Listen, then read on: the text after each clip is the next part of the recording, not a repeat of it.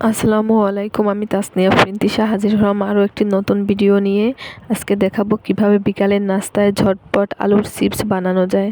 আমি বেসনটা রেডি করে নিচ্ছি, হলুদ, মরিচ এবং সামান্য পরিমাণে লবণ দিয়ে এটাকে ডোটাকে মেখে নিচ্ছি। এই যে দেখেন, এটা সুন্দর করে আগে মেখে নিয়ে রেখে দিলে এটা ফুলে যায় বেসনটা। তারপরে আমি আলুটা ছিলে নিচ্ছি। আমার দেবরের আবদারে আলুর চিপস বানিয়ে দিচ্ছি তাকে। আমি আলুগুলো সুন্দর করে পাতলা পাতলা করে কেটে নিচ্ছি। এই যে দেখেন, পাতলা পাতলা করে কেটে নিতে হবে।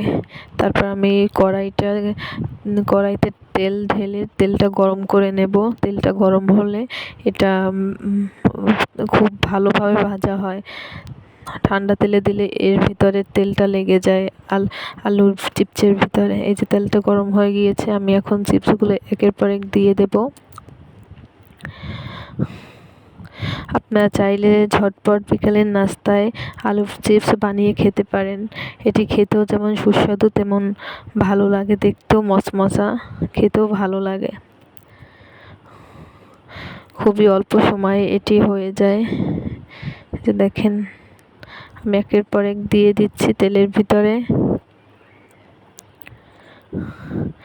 এই যে হালকা একটু লালচে ভাব চলে এসেছে। এটি নিভা জালে খুব আস্তে আস্তে ভাজতে হবে, তাহলে আর কি আলুর ভিতরটা সেদ্ধ হয়ে যাবে আর পুড়েও যাবে না। এই যে আমার আলুর চিপসগুলো ভাজা হয়ে গেছে।